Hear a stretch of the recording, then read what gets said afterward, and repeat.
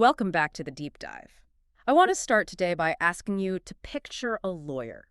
Just close your eyes. What do you see? For most people, I think it's a shark in a suit. Right. It's always a shark. It's Harvey Specter from Suits. It's Saul Goodman. It's a gladiator with a briefcase. Absolutely. We are just so conditioned by, decades of television and movies to view the lawyer as a kind of mercenary. A hired gun. Exactly. You pay them a retainer, and in exchange, they become your shield and your sword. They keep your secrets, they fight your battles, and most importantly, they are loyal to you and only you, above everyone else. Their whole job is to win. And that really is the standard narrative. It's called zealous advocacy. Right. It's, the bedrock of the entire adversarial legal system we have in the United States. You hire a champion to go into the arena and fight for you. But today, we are going to talk about a document that takes that entire script, that entire idea, and just shreds it and throws it out the window. It really does. We are looking at a situation where a lawyer is hired specifically not to represent anyone. We are diving into ABA Formal Opinion 518. Which was issued by the Standing Committee on Ethics and Professional Responsibility. And it's not old. It came out back on October 15, 2025. And since we're recording this in January 2026, this is really fresh guidance. This isn't some dusty scroll from the 1800s. This is actively shaping how disputes are being resolved right now, today. That's right. But here is the hook. The thing that really grabbed me when I was reading through the stack. We usually just assume that if a lawyer is in the room, they are there to be on a side. But this opinion, it's all about the lawyer-mediator. Or, as the rules formally call them, the third-party neutral. The third-party neutral. It sounds like a character from some dystopian sci-fi novel. I am the neutral. It does have that ring to it, doesn't it? But the tension here is just fascinating. We're looking at how a lawyer has to essentially switch off their entire advocate brain, the part that is trained for years to crush the opposition, and instead navigate this ethical minefield. A minefield of honesty, really. Yeah. Where all the standard white lies of negotiation, the things you're usually allowed to do, are suddenly strictly forbidden. It's a fundamental shift in identity, isn't it? It is, and honestly, it is so much harder than it sounds. Yeah. You're asking someone who has spent their entire career, their entire education, being trained in strategy and leverage and, partisanship, right, to suddenly become a guardian of a process rather than a champion for a person. And Opinion 518 is basically the ABA stepping in and saying, look, we need to clarify the rules of engagement here. Why now? Because the lines have become incredibly blurry, and that blurriness is, it's dangerous for the public. People don't understand the role. So our mission today is to unpack those ethical duties. But I don't want to just, list off rules from a page. I want to get into the why.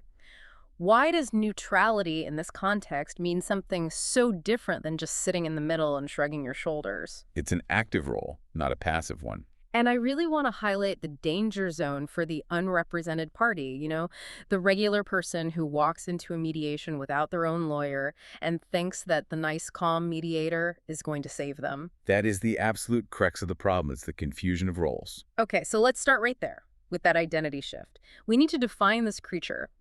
What exactly is a third-party neutral according to the text? Because to me, it still sounds like an oxymoron. A lawyer who doesn't represent anyone. It does sound contradictory, doesn't it? Right.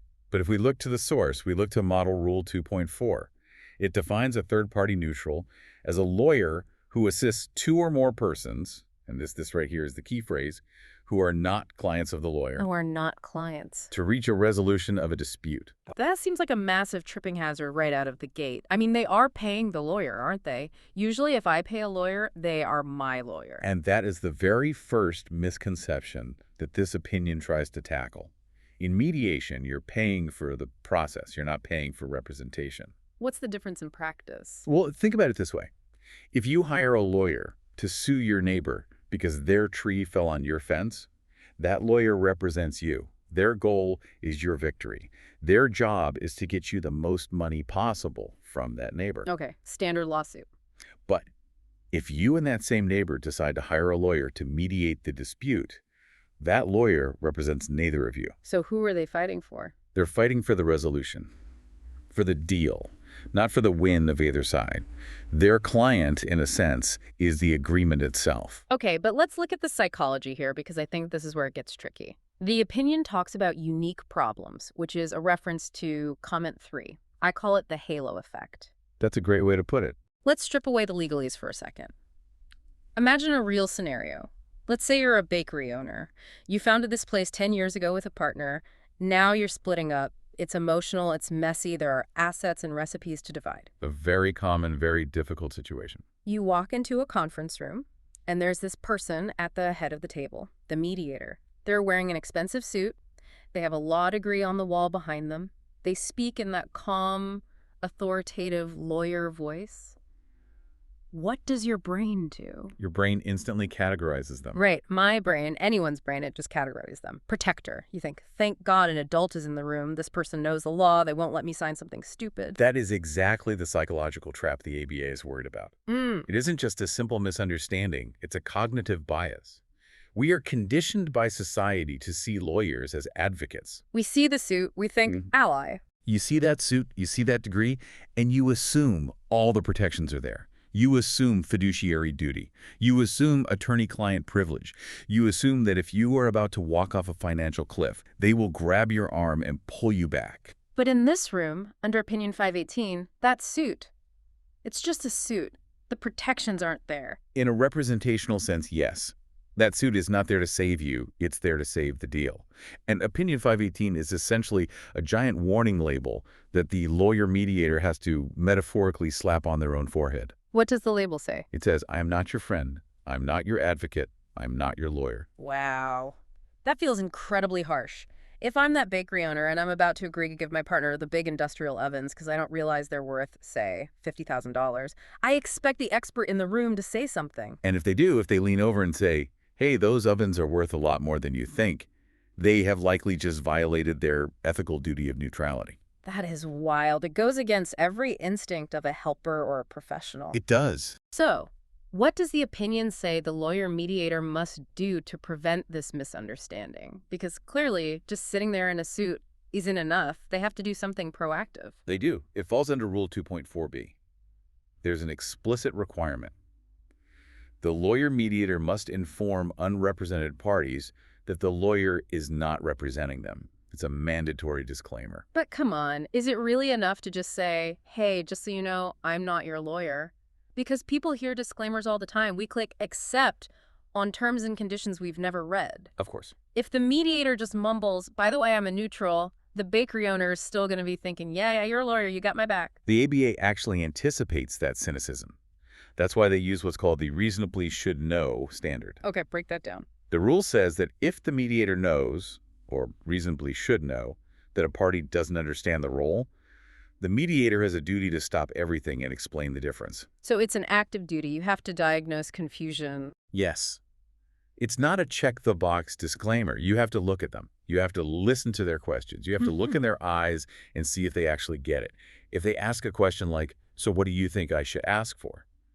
That's a huge red flag. Because that's asking for advice. Exactly. And at that moment, the mediator has to stop and say, that's a question for your own lawyer.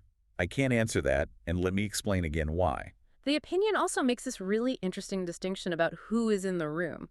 They talk about the sophistication of the parties. Right. There's what we call a sophistication gap. And the mediator's duty changes depending on who they're dealing with. So if it's two giant corporations... If you're mediating a dispute between, say, two giant insurance companies who sue each other every other week, those parties are what we call sophisticated consumers. They have armies of in-house counsel. They know the game. So for them, a quick disclaimer is fine. For them, a brief, as you know, I'm serving as the neutral in this matter, is likely sufficient because they understand the mechanics of the room. Yeah. They know the rules. But for a bakery owner... For the first-timer, the small business owner, the divorcing couple, the person who was in a car accident, that simple sentence is almost certainly not enough. So what more do they have to do? The opinion implies that the mediator must afford them an opportunity to actually discuss what that means. You can't just talk at them. You have to say, I am not your lawyer. Do you have any questions about what that means for you today? You have to verify that they comprehend the lack of protection. I really like the analogy of the referee versus the coach. I think that helps clarify it in my mind. It is the absolute best way to visualize it. The coach is on your side. A coach wants you to win.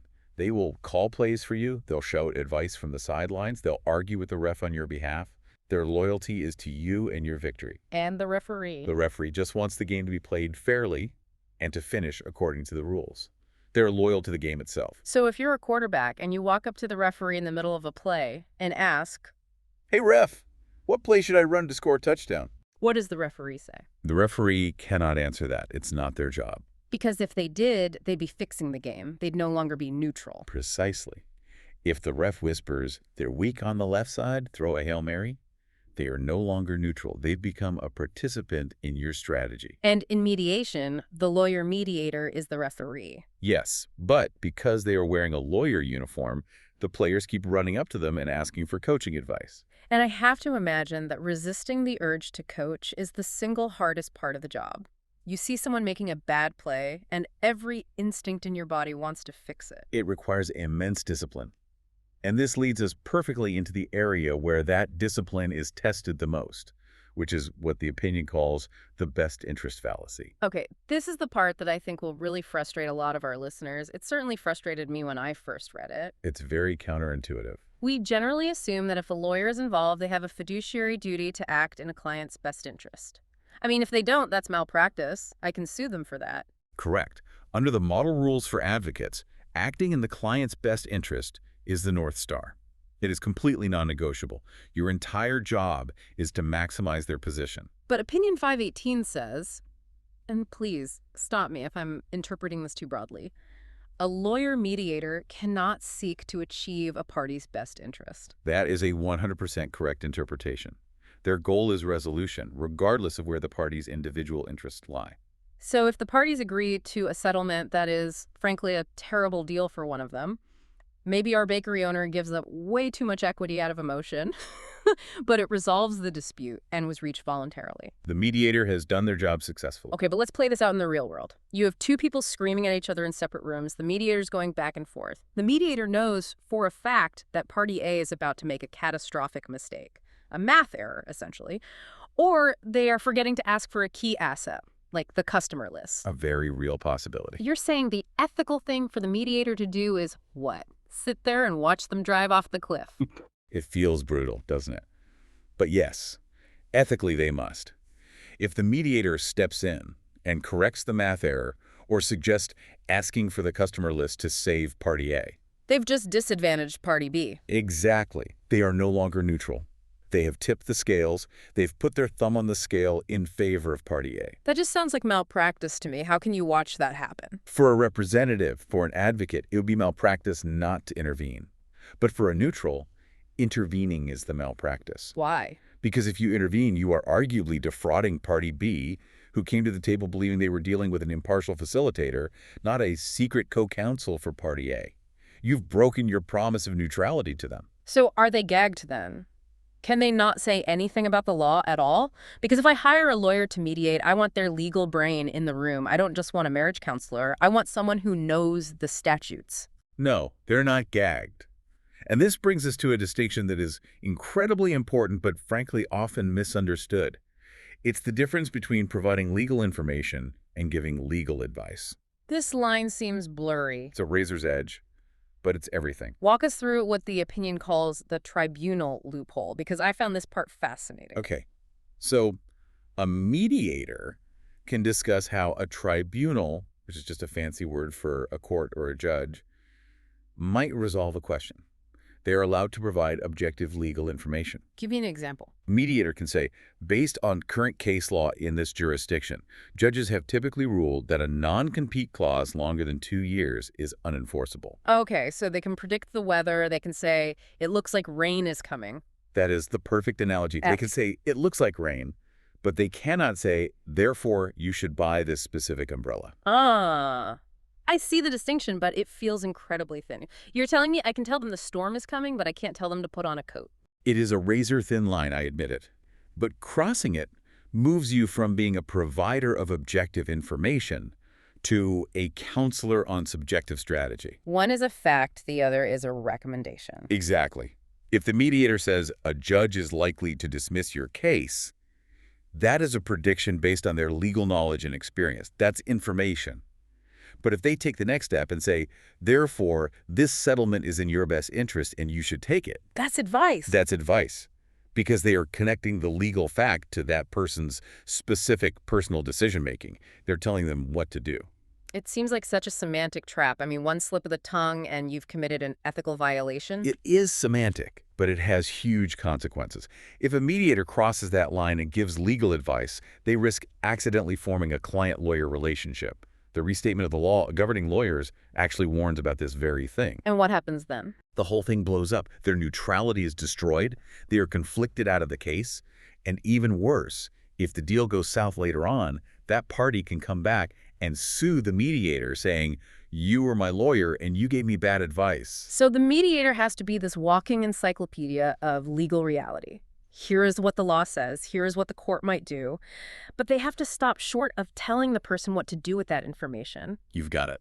They provide the map, but they cannot, under any circumstances, steer the car. Precisely. And for a lawyer who is trained their entire life to grab the wheel and drive, that is absolute torture. Okay, as if that wasn't tricky enough, let's get to the part of the document that I think is the absolute core of this whole discussion. We need to talk about lying. The rules on honesty. This is where Opinion 518 really bears its teeth.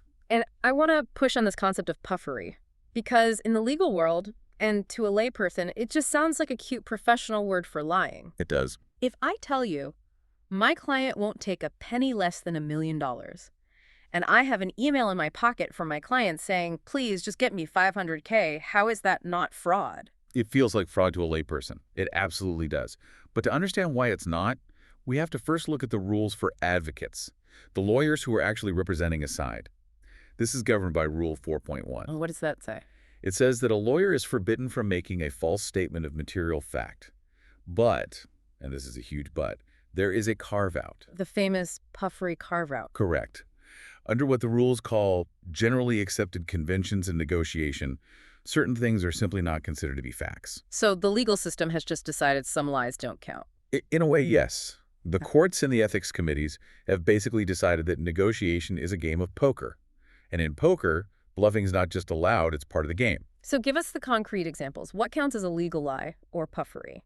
Okay, so statements about your negotiating goals, statements about your willingness to compromise, and, crucially, overstating or understating the strength of your case. So the classic, my client is furious and is ready to go to trial and burn this whole place down. When you know your client is actually at home, exhausted, and desperate to settle for almost anything. That is considered posturing, not a false statement of fact. It's just wild to me that society accepts that lawyers are, in essence, professional bluffers. In an adversarial context, yes. It's all about expectation.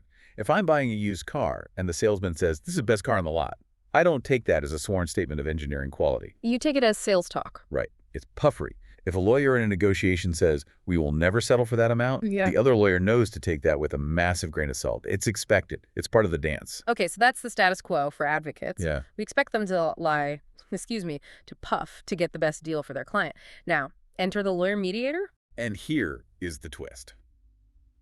Opinion 518 states, unequivocally, that lawyer-mediators do not have this leeway. That poker game is over for them. They can't bluff at all. Not at all. They are governed by a different, much stricter rule. Rule 8.4c. Which says what? It prohibits any conduct involving dishonesty, fraud, deceit, or misrepresentation. Full stop. There is no negotiation convention exception. There is no poker clause. So the exact same sentence. The bottom line is X, uttered by the lawyer on the left side of the table, is ethical, but if the lawyer sitting in the middle of the table says it, it's unethical. You've hit the nail right on the head. That is the central distinction. Why? Why the double standard? I could see an argument that a little bluffing from the mediator might help get the deal done. You know, come on, guys, you're so close. Just a little more. Don't let this whole thing fall apart. Because the mediator isn't a player in the game. They are the table. And if the table starts tilting, the whole game is rigged. I like that. They are the table. Think about role expectation. Comes back to that. When you as a lawyer talk to your opponent in a lawsuit, you expect them to bluff. Your guard is up. Right, my skepticism filter is on max. You are filtering everything they say through that skepticism filter. Your baseline assumption is, they want to beat me, so I probably shouldn't believe anything they say at face value. Trust is at zero. But when I talk to the neutral mediator, you drop your guard. The entire value proposition of a mediator, the only reason they exist, is that they are an honest broker. They don't have a dog in the fight. So if the mediator says something, you assume it's the objective truth. So because parties lower their guard when talking to a neutral, a mediator's lie carries significantly more weight. It's more damaging. Exactly. If a mediator uses puffery, it isn't seen as a clever tactic in a game. It is seen as a fundamental betrayal of the entire process. It corrupts the only currency the mediator has, which is their credibility. This has to lead to some very difficult practical scenarios. I want to get into the mechanics of this, because it sounds great in theory, but in practice it sounds like a nightmare to navigate. Let's talk about the bottom line scenario. Ah, yes, the classic trap. This usually happens in what's called a caucused mediation, right? Can you just quickly explain that for the listeners who haven't had the pleasure of being sued? Sure. A caucus is basically shuttle diplomacy. The two parties are so hostile they can't be in the same room. So you put the plaintiff, party A, in the library, and you put the defendant, party B, in the dining room. And they refuse to even look at each other. Right, and the mediator is the only person walking through the hallway between the rooms, carrying messages back and forth. So they are the absolute gatekeeper of all the information. Completely. And because they control the flow of information, they essentially control the reality of the negotiation. That's why the temptation to tweak the truth even a little is so incredibly high. Okay, so party A is in the library. They're frustrated. They turn to the mediator and say, look, between you and me, I'm tired. I'll take $10,000. I just want this to be over. But you go into that dining room and you tell them my absolute bottom line is $20,000. Do not take a penny less. This is the moment. The ethical crucible. The mediator now walks down the hall into the dining room. What comes out of their mouth? If they walk in and say, okay, I've spoken to party A, their best and final offer is $20,000, what have they just done? They have violated Rule 8.4c. They have lied. They know for a fact that party A would take $10,000. By stating the best offer is $20,000, they are making a false statement of material fact. But they're just passing along the message. They're just the parrot. Party A told them to say that. Being a messenger doesn't grant you immunity from the ethical rules against dishonesty. An advocate, a lawyer for party A, could say that, but a mediator cannot. So what does a mediator do? Do they just stand there and refuse to speak? Do they say, sorry, I can't say that for you? That seems incredibly awkward and would probably blow up the negotiation. It would be very awkward. So they have to be, as the opinion says, thoughtful and cautious. They can navigate this, but they have to be incredibly precise with their language. The key is they have to attribute the statement. Okay, so how do you thread that needle? What are the magic words? You walk into the dining room and you say, Party A states that their demand is $20,000. Ah, Party A says, not the demand is. Right. You are truthfully reporting the act of the demand. Party A did say that. That is a true statement. But you cannot frame it as an objective fact about their actual bottom line. You cannot say they will not take less than $20,000. You can only report what they have articulated as their position. That feels like such a delicate dance. If I'm Party B in the dining room, am I really going to hear the difference between Party A states the demand is $20K versus the demand is $20K? A sophisticated party, another lawyer, might hear the difference. A layperson, like our bakery owner, might not.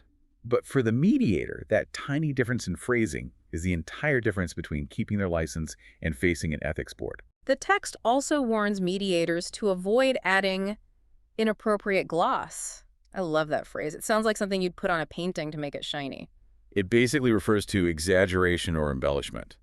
Mediators are often judged and paid based on their success rate. They want to close the deal. Of course. So it can be really tempting to go into the dining room and say, look, I'm telling you, Party A is really dug in. They're furious over there. I don't think they're going to budge an inch, just to scare Party B into coughing up more money and settling. Even if Party A is actually pretty chill and just reading a magazine in the library waiting for an offer. Right. If you exaggerate the obstacles, if you add that gloss to the description of their position just to try and force a settlement, you are deceiving the parties about the reality of the negotiation. So the end doesn't justify the means. The ABA is crystal clear on this.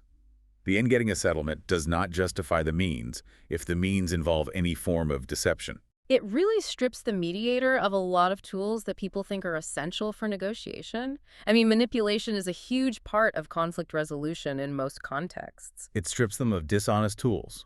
It forces them to rely on actual facilitation, reality testing, and improving communication, rather than just playing tricks. Let's go a little deeper into this credence concept because I think this is where a mediator can get into very serious trouble without even speaking a lie themselves. This is the nod and a wink problem. It's about silent complicity. Right. So let's say party A, the business owner, says, my business is worth $5 million.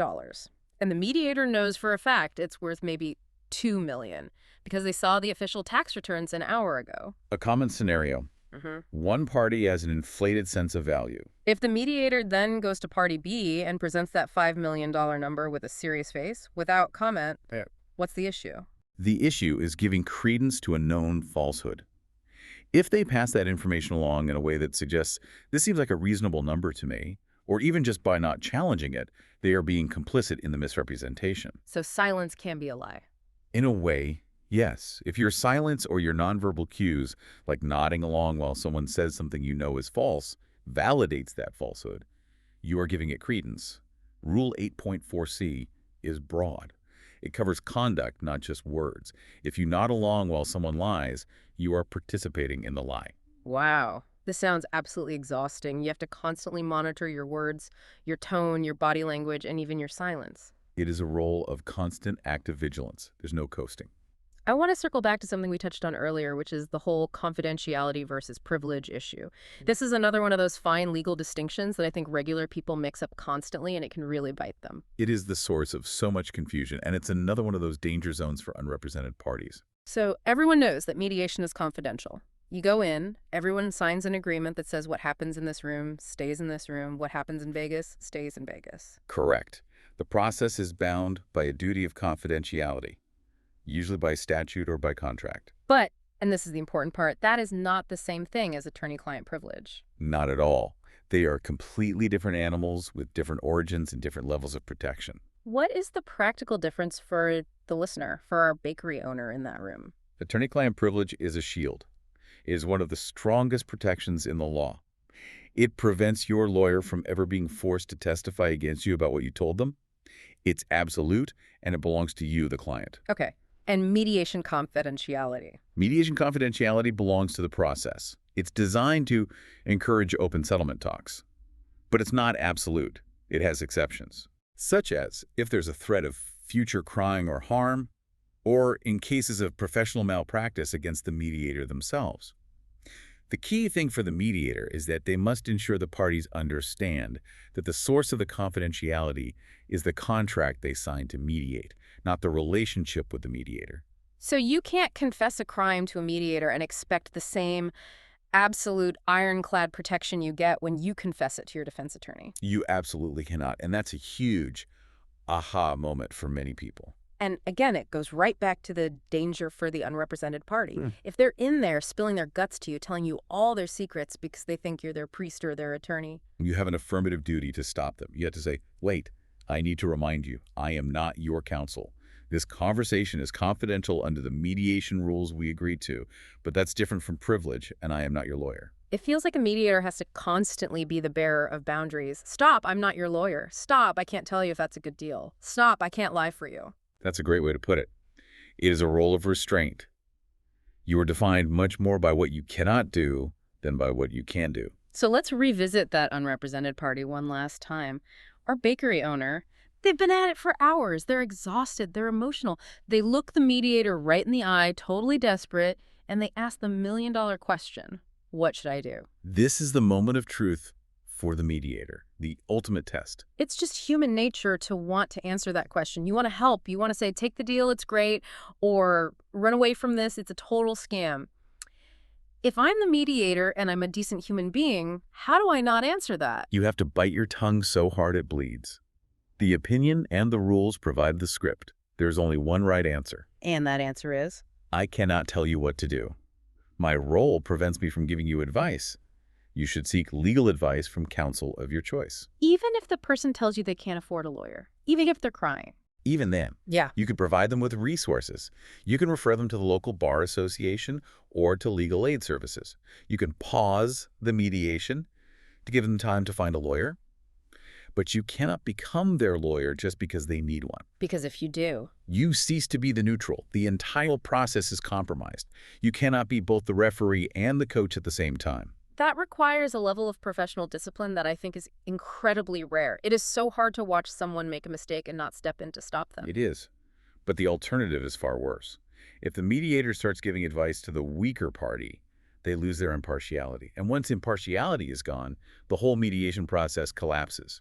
It becomes a sham. This has been a massive unpacking of what it really means to be neutral. It's not just passivity. It's not just sitting there. It's an active, rigorous, and constant ethical stance. It's a high-wire act without a net, performed over a pit of ethical violations. So let's try to wrap this up with some key takeaways. If you're listening to this, and maybe you're heading into a mediation, or maybe you're a lawyer who's thinking about becoming a mediator, what is the single biggest headline from Opinion 518?